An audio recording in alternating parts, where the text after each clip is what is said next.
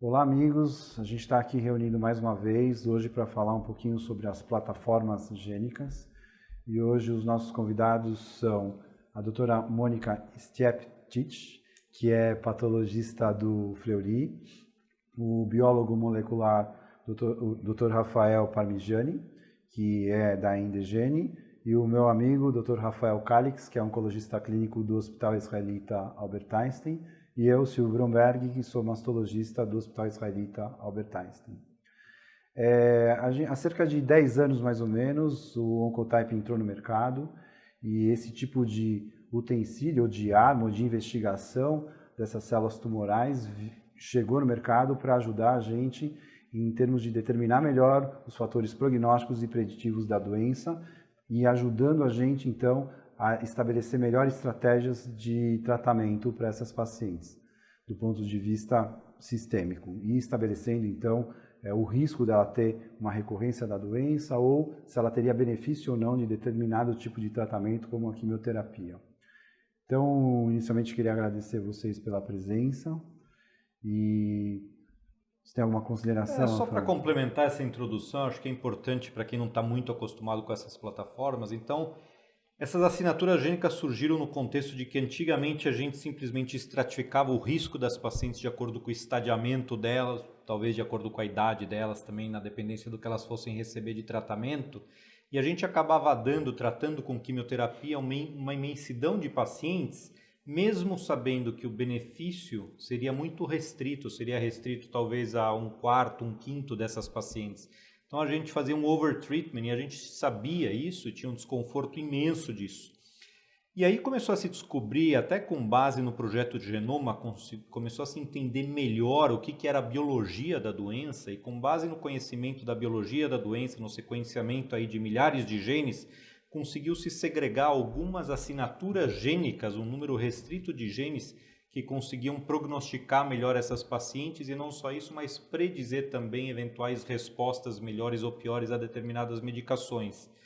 E as que, vamos dizer assim, saíram nesse mar de assinaturas gênicas possíveis, que a gente conhece e utiliza hoje em dia, são basicamente 4 no Brasil. Então a gente tem o Oncotype, tem o MammaPrint, tem o Prosigna, tem o BCI, Breast Cancer Index. Essas 4 vêm sendo mais e mais utilizadas. Só que houve uma migração por um ano mais ou menos, muito rápida, onde de repente todo mundo falou, ok, não interessa mais estadiamento, o que vale é só a assinatura gênica, a ponto de no maior congresso de oncologia na ASCO um dia alguém levantar e dizer, não, biology trumps anatomy, biologia se sobrepõe completamente à anatomia. E a verdade é que não é bem assim, porque a anatomia, ou seja, o estadiamento, o número de linfonodos, continua tendo uma importância, e a gente tem forças paralelas aí atuando, tanto a biologia da doença quanto a anatomia, a extensão da doença.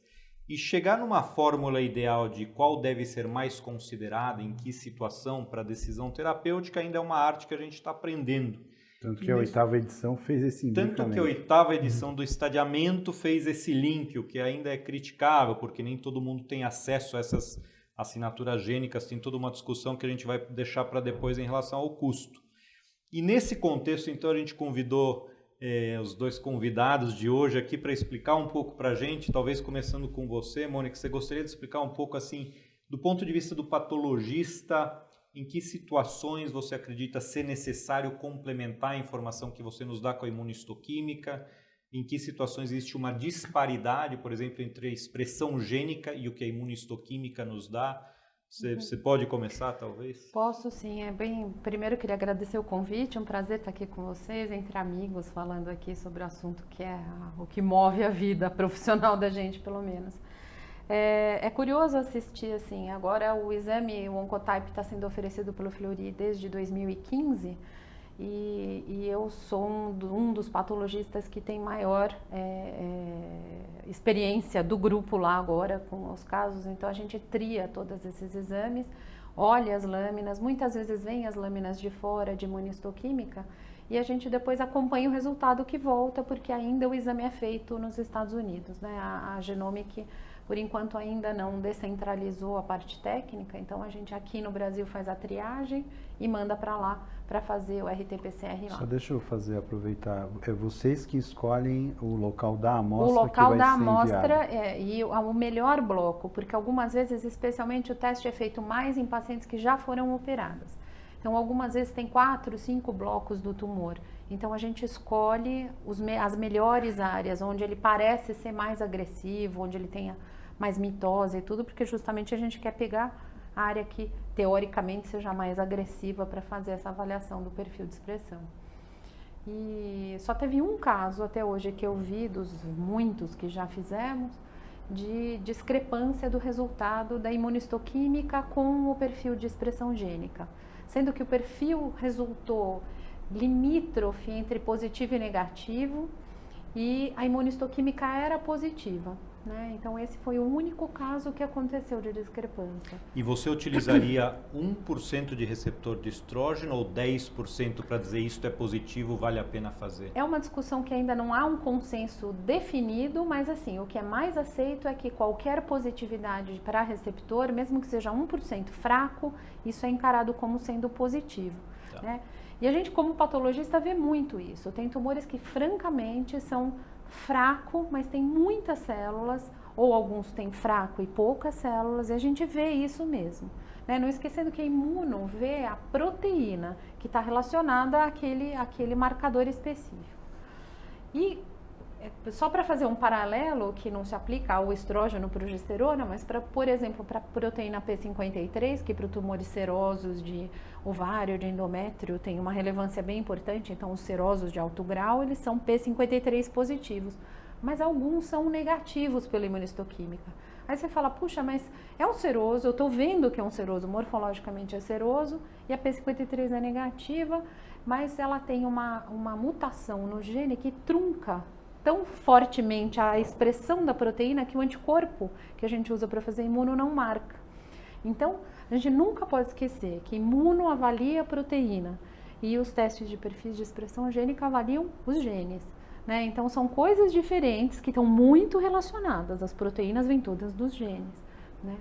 Mas o olho também, ele tem limite na hora de enxergar, né, obviamente os marcadores. que vocês também preparam o material que vai ser enviado. Então, uma dúvida que fica e que serve para os dois, assim, a gente sabe, eu mesmo até tenho um trabalho publicado com o Jorge Reis Filho de tumores heterogêneos. A gente tem um grupo que coletou no mundo inteiro e falando exatamente sobre essa heterogeneidade intratumoral. Então, que critério vocês usam para estabelecer é aqui e não ali? E uma vez quando eu estive lá em São Francisco vendo o laboratório da Genomic, né? Eu fiquei bem impressionado no sentido do nível de detalhamento que se chega para escolher, vamos dizer assim, a área perfeita. Quando vocês mandam daqui, qual critério vocês seguem? Pelo menos assim, a gente usa muito critério morfológico de ver anaplasia, pleomorfismo, a pior área, onde a célula parece que é mais feia. Em geral, essas são as piores áreas mesmo, né? Porque assim como o gene vai determinar a proteína, as proteínas elas resultam na morfologia, né? O fenótipo nosso é determinado pelos nossos genes. Né? Então, assim, se a gente é mais feio ou mais bonito, é culpa dos genes da gente. Né? E as células a mesma coisa. Né? Então, em geral, a gente tem visto isso. Pacientes que têm tumores multifocais, a Genomic testa quantos focos você quiser, né? Então essa é uma grande vantagem que eles têm oferecido sem custo adicional. Para mim, só um minuto antes de eu te perguntar, em relação a isso, quando você tem multifocalidade, duas lesões numa mesma mama, sim, vocês como padrão fazem nas duas lesões?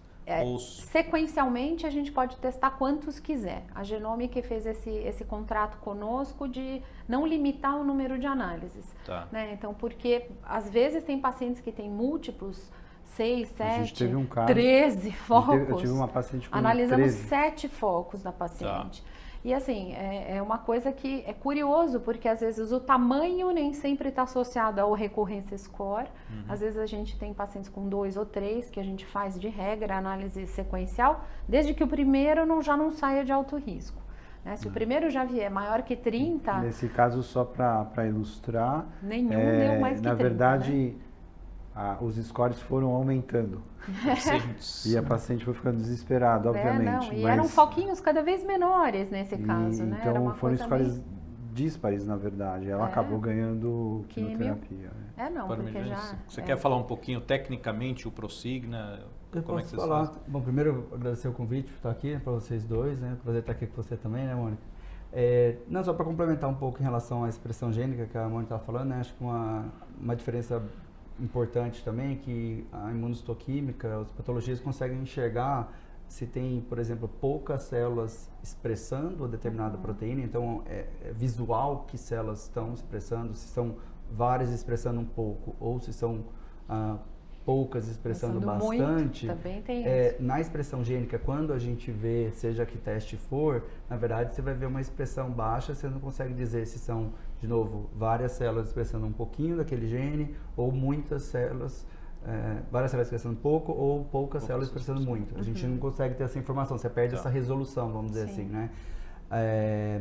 Para complementar tecnicamente, acho que em relação às assinaturas gênicas de maneira geral, embora todas avaliem o nível de expressão gênica, elas na verdade possuem técnicas de avaliação diferentes, né? A gente tem aí o Oncotype que utiliza real time, o MammaPrint que utiliza Macro Array, que é a técnica mais antiga, vamos dizer assim, para fazer esse tipo de avaliação.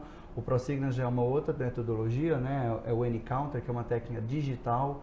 Então, são diferenças importantes, que às vezes eu sei que direto as pessoas perguntam, mas são genes diferentes, além disso são técnicas diferentes, e acho que, então, tudo isso a gente precisa levar sempre em consideração quando a gente está vendo, por exemplo, a qualidade do material que a gente está estudando, que às vezes impacta mais ou menos uma determinada metodologia. Deixa eu aproveitar e fazer uma pergunta em cima disso. Então, por exemplo, se dizem muito, assim, vamos dizer, entre os médicos que não lidam diretamente com a parte laboratorial, que existe pelo fato de ter metodologias diferentes, existem as melhores e as piores. Não sei se são comparáveis ou não. Então, por exemplo, quando você faz um RT-PCR ou quando você usa o N-Counter, existe uma calibragem, uma determinação do material que você usa, existem interferências que podem contribuir para um mau resultado, tanto no teu jeito ou no microarray, eu não sei, ou então em relação à maneira como vocês fazem a análise gênica. Quer falar? De maneira geral, acho que toda metodologia você tem que fazer uma qualificação da amostra. Seja primeiro avaliando a qualidade do RNA que você extraiu, né, que no fim a gente avalia RNA mensageiro, e também todo o ensaio ele inclui controles, que eles deveriam ser tanto controles positivos como controles negativos, igual também genes que são constitutivamente expressos, que deveriam ser detectáveis. Então, a gente tem alguns controles, independente do que tipo de técnica é utilizada, o teste só vai passar, só vai ser considerado se a amostra passar naquela qualidade mínima. Por exemplo, eu digo isso porque, por exemplo, a Genomic não abre mão de São Francisco, tem a base lá e acabou, e vocês já é diferente. Então, assim... Mas aí acho que é mais modelo comercial, desculpa. Não tem a ver exatamente com o material que está, por exemplo, o laboratório que está, sei lá, em Portugal, o laboratório que está na Alemanha, são exatamente idênticos em termos técnicos. A gente espera que sim, né? Por exemplo, no caso específico do Prosigna, o que eles fizeram essa estratégia de fazer o teste descentralizado e eles fizeram estudos avaliando diferentes laboratórios e viram um nível de concordância dos resultados. E o CAPA, né, que é um índice de concordância que a gente utiliza bastante em estatística, deu acima de 0,9. Então, que é bastante... Que é o princípio que o Colégio Americano de Patologia usa para fazer a acreditação dos laboratórios. Eles mandam amostras teste e você tem que ter uma performance mínima. Eu digo isso porque, levando a analogia, laboratório central e não aquelas confusões. Uma coisa interessante que eu acho a gente não pode desconsiderar que não se fala muito, né, Rafael, mas de que esses métodos todos de extração de RNA, de fazer as bibliotecas, de amplificar o DNA e tudo mais, não existe uma padronização aceita. e que seja horizontal para todas as metodologias. Então, muitas vezes, até a gente vai, agora eu estou indo para o ACR, para o AMP, a gente vê, é um drama, porque não existe uma regulamentação ainda bem feita, de forma que você consiga garantir que o laboratório X, Y ou Z, ou a técnica, seja realmente reprodutível, né? Mesmo dentro dos próprios laboratórios, então, isso é uma coisa bem isso é uma coisa que difícil. preocupa a gente na clínica, porque assim, se eu fico pensando na própria imunistoquímica, que é uma Sim. técnica infinitamente fácil, a gente não É tem uma infinitamente reprodutibilidade difícil. interlaboratorial. Difícil, Não, comparativamente imunistoquímica. com a Mas eu extração vou de te RNA. contar, é assim, parece fácil, né? Teoricamente é super antiga, desde os anos 90 aqui no Brasil a gente faz. O que a gente pega de discrepância é uma coisa absurda, mas absurda assim, do ponto de dizer, tem casos que vêm de fora com HER2 negativo e a biópsia que tinha sido feita no laboratório era positiva, o outro laboratório sabia disso, deu negativa, soltou negativa, não repetiu, e assim, aí o oncologista me liga e fala, olha, tenho aqui um caso que eu preciso de alguma coisa. Você pode repetir? Eu, claro, repito. Repito no meu, repito no seu, não tem problema. Repete, dá lindo, positivo no de fora e no meu. E aí você fala, mas como assim? Né? Então é uma coisa totalmente aflitiva, né? E você... em relação a essas Também, assinaturas gênicas da também. extração de RNA, isso é também uma preocupação que a gente deve ter sobre a qualidade? Ou seja, Com certeza, eu fiz um Rafael. teste, veio diferente do que eu imaginava, eu devo mandar fazer um outro teste? Contra a prova. A recomendação, assim, A recomendação não é essa. Não é, mas que a gente sabe que tem lugares que faz assim. É um critério de qualidade, eu acho que assim, tudo tem os vieses. Óbvio que você, comparando com comida, você tem uma padariazinha de esquina que faz um pãozinho ótimo e que tem a boulangerie XYZ do chefe francês master que faz o melhor pão do universo, né? E nisso a gente tem os laboratórios também, né? Então, assim, tem laboratórios pequenos que são extremamente sérios, tem laboratórios enormes que são absolutamente não confiáveis. Então, assim, eu acho que a gente tem que tomar cuidado, só saber onde você está indo e ver para quem está mandando, né? Infelizmente, a gente vive o negócio do preço aqui no Brasil, que é uma coisa que... Sim, que ainda pega. Que pega. Com relação à preocupação em qualidade, a gente tem, né? Mesmo porque a gente precisa lembrar que as amostras para diagnóstico, o preferencial é sempre anatomia patológica, imunistoquímica, e o método de conservação das proteínas degradam os ácidos nucleicos, mais ainda o RNA. Então, a gente sempre, a gente, eu quero dizer biólogo molecular, né, que está querendo ver expressão gênica nesse caso, a gente sempre é bem mais prejudicado quando um laboratório de patologia não tem as devidas, né, condições de preservar adequadamente a amostra. Na realidade, isso começa com o cirurgião, que tem que ter em sala formol tamponado, por exemplo, né? Porque onde você está operando tem que ter um formol adequado na diluição certa e, assim, é exigência do CAP que seja tamponado, porque se for tamponado degrada muito menos Só os ácidos aproveitando, moleculares. porque tem cirurgião que assiste a gente, então, uma vez retirada a peça, até quanto tempo para... No máximo 1 hora, Aí. se não estiver cortar, acima de 25 graus. Porque se estiver 31 ou 34 igual ontem, degrada. Biópsia especialmente, 34 graus, desnatura tudo, derrete o material. Fazer fragmento pequeno, né? Porque até o formol perfundir, Penetrar, se for uma peça muito grande... É o tempo de isquemia fria, né? Que de cold ischemia que eles falam nos guidelines, é 1 hora no máximo. O ideal é assim, você vai fazer uma biópsia ou qualquer procedimento, você tem que ter 10 vezes o volume do tamanho da peça que você vai tirar de formol tamponado. Tá. Isso é fácil conseguir. Só para complementar aqui, óbvio que a função dessa nossa conversa não é dizer que plataforma é melhor, que plataforma é pior, qual que a gente prefere ou deixa de preferir, mas eu queria ouvir de vocês um pouquinho, assim, qual é o cenário clínico onde você considera que está mais indicado o teste, no teu caso o Prosigna, no teu caso o Oncotype, a gente pode falar também do MamaPrint. Em que cenário clínico você acha que existe a melhor utilização dessa tecnologia? Bom, especificamente do Prosigna, eu acho que assim, consigo acompanhar um pouco a literatura dos diferentes testes. Acho que para paciente com linfonodo negativo, claro, receptor hormonal positivo e HER2 negativo, os testes tem uma performance bastante semelhante. Eu acho que pode ter uma diferença ou outra ali nas curvas prognósticas, mas são bastante semelhantes. O Prosigna recentemente, além de ter de ser indicado para paciente linfonodo negativo, mas ele vem ganhando agora mais dado que ele poderia ser indicado também para os pacientes linfonodo positivo, até 3 linfonodos positivos, principalmente identificando aquelas que são de baixo risco nesse subgrupo, mostrando que elas evoluem, se elas são de baixo risco, mesmo com linfonodo positivo, elas evoluem muito bem e poderiam ser poupadas da quimio. Tá. Então, esse caso é o que eu acho que ele está ganhando uma indicação importante. O Prosigna está mais validado após a menopausa, né? Só pós-menopausa vocês têm validação. Acho que, voltando a falar só um pouquinho em relação como, não em técnica, mas acho que quando os testes foram desenvolvidos, independente de qual foi, o que eu acho curioso é que eu vim da pesquisa básica, eles são desenhados para tentar responder uma determinada pergunta. Então, por exemplo, as pacientes elas eram pós-menopausa, linfonodo negativo, receptor hormonal positivo, HER2 negativo. Aí vai lá, faz a assinatura gênica com milhares de genes e reduzem depois até um número mínimo que consegue dar a mesma separação das pacientes. Depois o pessoal começa a testar para outras coisas. E é lógico que daí a performance não vai ser a mesma. Até pode dar depois uma diferença estatística. Olha, também no linfonodo positivo, ou então, né? E aí vai mudando as aplicações do teste, quando do ponto de vista de pesquisa, o ideal seria fazer um novo teste, um novo estudo com pacientes, com outro perfil, e aí criar um teste novo. É que é claro que as pessoas não querem investir nesse tipo Mas isso de ninguém pesquisa. fez. Ninguém fez, as pessoas não fazem. Então, por isso que às vezes a gente vê diferentes...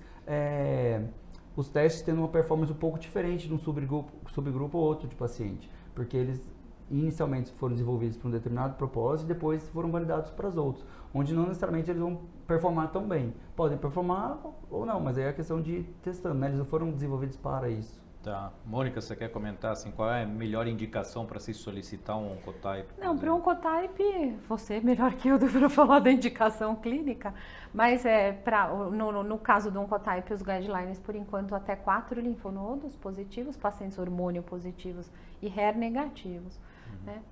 E o interessante é que, pelo dado histórico de aplicação e número de pacientes já testadas mundialmente, né, já passou de 1 milhão de pacientes testadas, isso dá um peso estatístico, prognóstico significativo para o Oncotype, tanto que ele está incorporado como nível 1 nos guidelines internacionais de praticamente todos os continentes. Do ponto de vista clínico, existe um desconforto com o fato de que, apesar de ser uma amostragem, um número de pacientes imenso e a gente ter o segmento pós-tratamento dessas pacientes, cujo tratamento foi selecionado com base na categorização de risco, isso é uma análise retrospectiva e a validação prospectiva do tratamento com base no risco ainda não ter sido publicado para o risco intermediário, né? Só para o baixo risco. Mas então, a gente está na boca da saída do forno.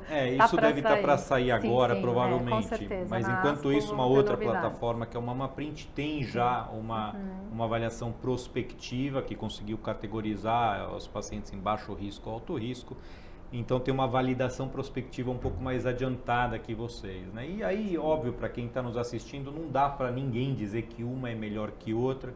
Existem preferências pessoais, existem interesses comerciais envolvidos nisso tudo. Acho que não dá para ter uma decisão. Agora, só uma coisa. Tem uma diferença importante. Por exemplo, o Oncotype, de uma certa maneira, ele mostra para a gente, de uma maneira muito objetiva, a vantagem e a desvantagem de uma quimioterapia associada. E, por exemplo, o Prosigna, ele dá um score prognóstico. Ele é mais prognóstico do então, que preditivo, assim, correto. Na verdade, o Oncotype, vamos dizer assim, ele pega um oncologista e ensina a ler, entendeu? Tipo, vem para cá ou para lá, ele dá a mensagem muito clara. O Prosigna dá uma mensagem indireta. E aí vai da interpretação do oncologista. Você, como oncologista, e você solicita os dois, obviamente, ou os 3 até o MamaPrint, teoricamente, como você faz essa associação, vou para cá ou vou para lá? Dá um passo atrás em relação principalmente ao Oncotype, quando a gente pede, existe, vamos dizer assim, o Oncotype caiu numa armadilha de ter assumido num primeiro momento que o que era geneticamente expresso se sobrepunha ao que era anatomicamente sabido sobre a doente. E isso foi corrigido quando eles desenvolveram uma ferramenta matemática que embutia não só o score de recorrência, mas parâmetros clínicos como a idade, número de linfonodos e assim por diante, que é o tal do RSPC, que dá para calcular online no site da Genomic Health. É Aliás, importante falar que você tem que ser cadastrado. Você tem que se cadastrar no Genomic site, Health, é gratuito, é um pouco chato, mas dá para fazer isso para cada paciente. Então, a gente embutiu no processo decisório se eu vou dar ou não quimioterapia, frequentemente a utilização disso, principalmente para o grupo intermediário, mas mesmo algumas pacientes que vêm com risco aí um pouco abaixo de 17, 18, que era o cutoff original. E, em relação ao que você perguntou da decisão simplesmente dicotômica prognóstica do Prosigna ou dicotômica do Mamaprint versus a preditiva do Oncotype, de fato, o Oncotype tem aquele gráfico que mostra o benefício relativo de quimioterapia para cada subgrupo, mostrando que só no alto risco existe um benefício, no risco intermediário o intervalo de confiança foi um pouco amplo, então não dá para eu negar que existe um benefício, embora parece não haver um benefício, e no baixo risco não havia nenhum benefício de quimioterapia. Mas a realidade é que é uma variável contínua. Sim. E vão existir variáveis outras da paciente que vão fazer com que um benefício relativo de 15% seja mais válido ou menos válido. Para uma mulher de 70 anos, um benefício relativo de 15% a menos de recidiva é diferente do que para uma paciente de 35 anos, o benefício relativo de 15%. Então, essa fixação que a gente tem sobre que plataforma eu vou usar, porque ela é não só prognóstica, mas também preditiva, isso se dilui nas outras variáveis, inúmeras variáveis da paciente, da disponibilidade de tratamento, da localização onde eu estou no Brasil, se eu estiver no meio da Amazônia é diferente de eu tratar dentro do Einstein, né? E a gente se apega muito, não, essa plataforma é melhor porque é preditiva também, a outra é só prognóstica. Eu não sei se isso faz sentido. Eu falei isso porque às vezes o resultado, quando ele vem de uma maneira telegráfica direta, facilita o médico, obviamente. Então, mas aí obviamente o tempo vai passando e o Oncotype está sendo testado cada vez maior o número de pacientes, inclusive naquele estudo com o SEER, né, o americano, são inúmeros, acho que são mais de 300 mil casos, e com pacientes de todas as idades, inclusive pacientes pré-menopausa, que eu acho que é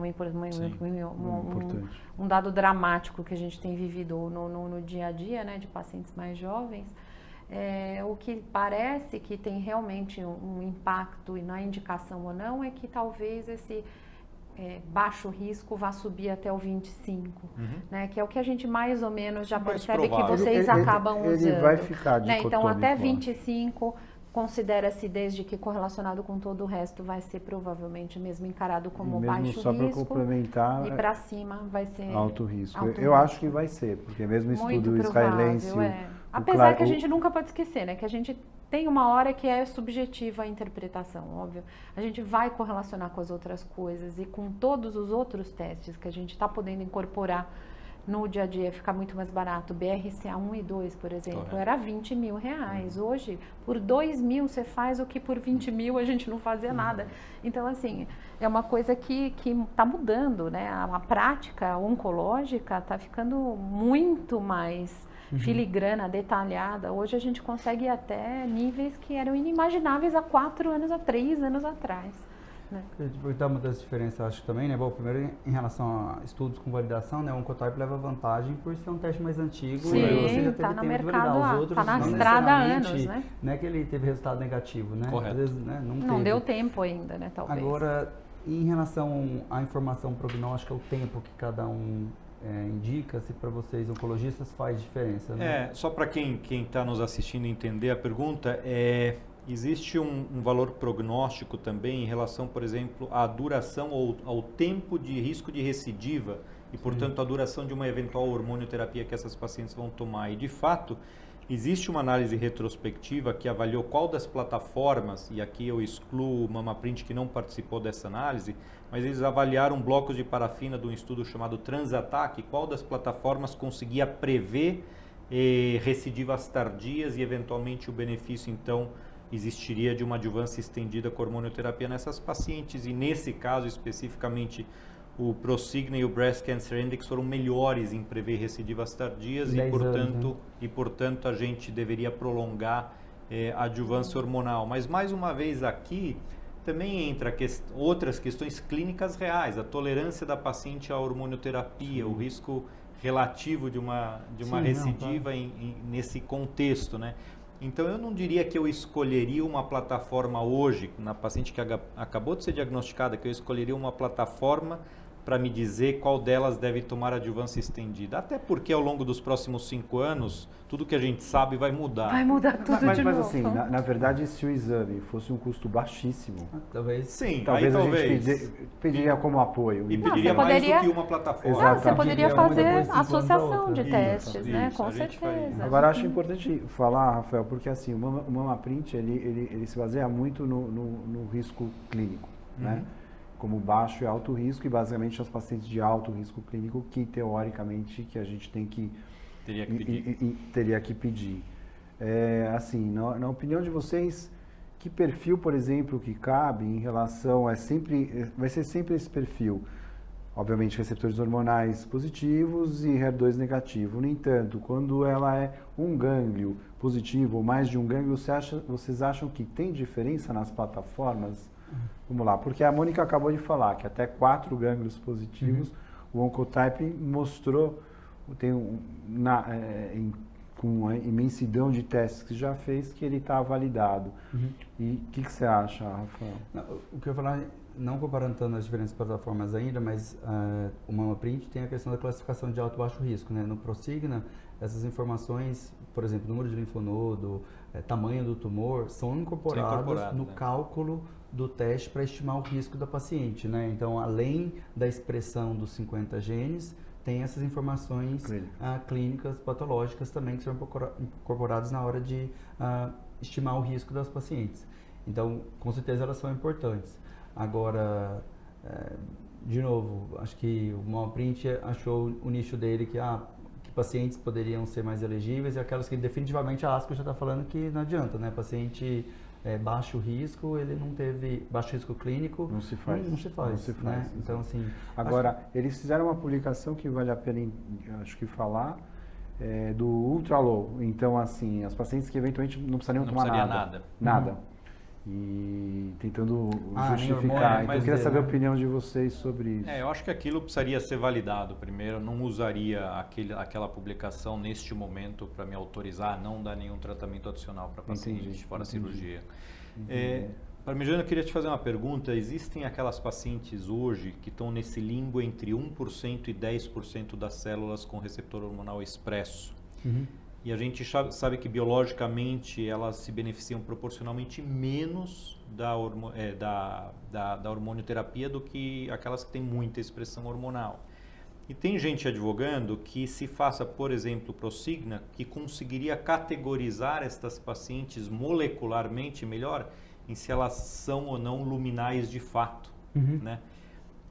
Embora não exista nenhum estudo prospectivo que decidiu o tratamento com base nisso, mas qual que é o teu pensamento em relação a isso? Você tem recebido casos para fazer o Prosigna porque a expressão hormonal é muito baixa, como, vamos dizer assim, como ajuda para a decisão sobre dar ou não hormonioterapia? Na verdade, a pergunta recorrente é saber se existe um cutoff. E para o próprio BCI também, né? Acho que principalmente pensando em extensão de terapia hormonal, mas eles são taxativos que 1% já é suficiente.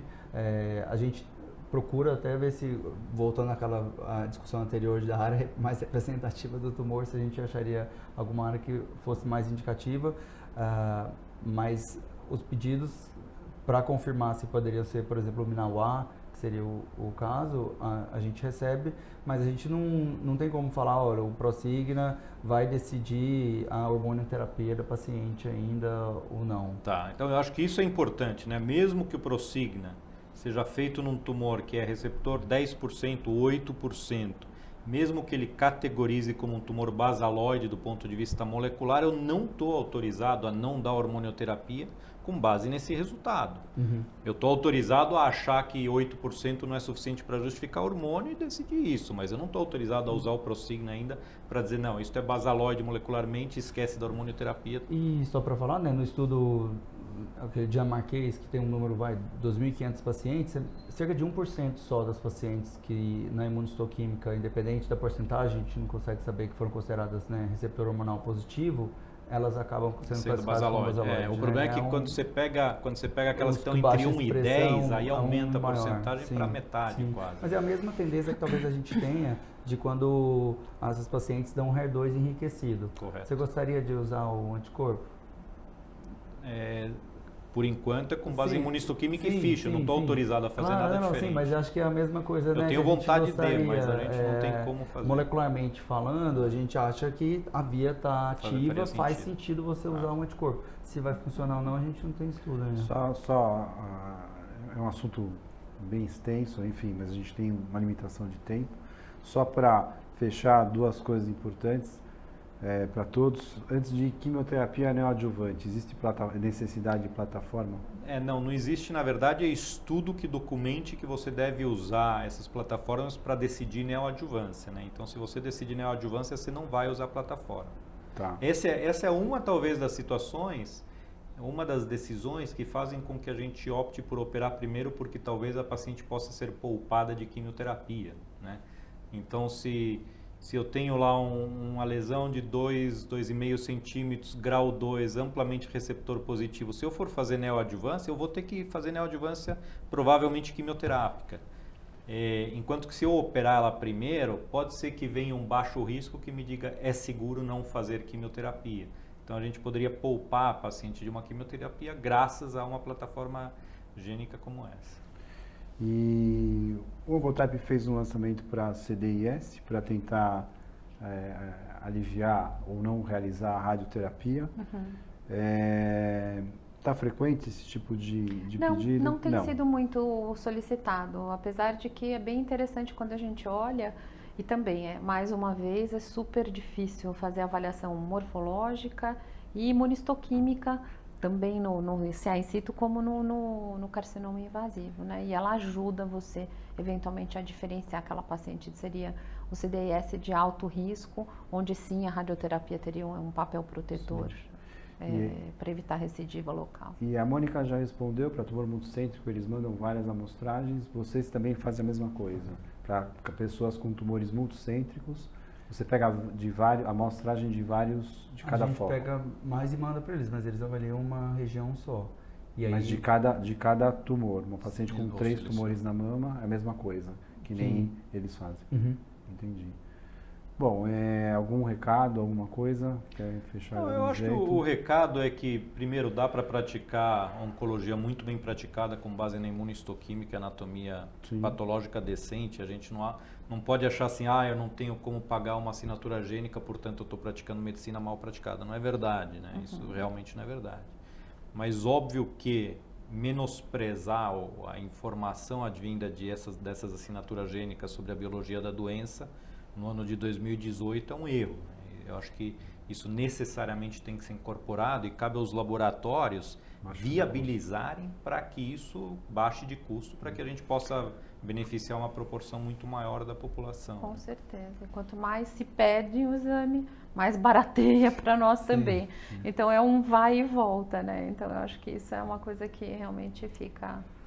Acho que só para complementar o que o Carlos falou, né? Acho que na época agora de medicina de precisão, outra coisa que tem falado bastante é justamente para tentar descalonar esse tratamento, né? Então acho que assim, a gente super tratar, que é uma tendência, acho que ninguém quer ficar correndo risco de deixar um paciente exposto a uma recorrência, tudo, mas acho que os testes moleculares, esses específicos, é sempre tentando dar menos, né? Diminuir para os pacientes. Acho que é daí que a gente acho que tem muito a ganhar.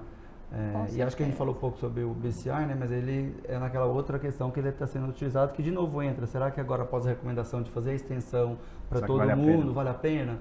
Então acho que de novo essa tentativa de separar melhor quem realmente deveria receber esse tratamento mais agressivo. Mas do ponto de vista, desculpa, só pode falar mais um minutinho, do ponto de vista de saúde pública, global, que é o nosso dinheiro afinal que está entrando em conta, eu acho que assim, se você poupar um bom número de pacientes de fazer uma quimioterapia desnecessária, quanto custa uma químio, não só de custo da droga, mas de complicações imediatas, em volta, uma pneumonia grave numa paciente com químio custa muito mais do que um teste de expressão gênica, né? Então, eu acho que assim, não é Pode pensar nenhum pontuar no valor interesse. do Não exame, pode né? pensar só no exame. O exame imediatamente parece que acrescenta, mas no global, contexto, no contexto, ele vai economizar muito, né? E especialmente para paciente que não fazer uma químio é um belo presente, eu acho, né?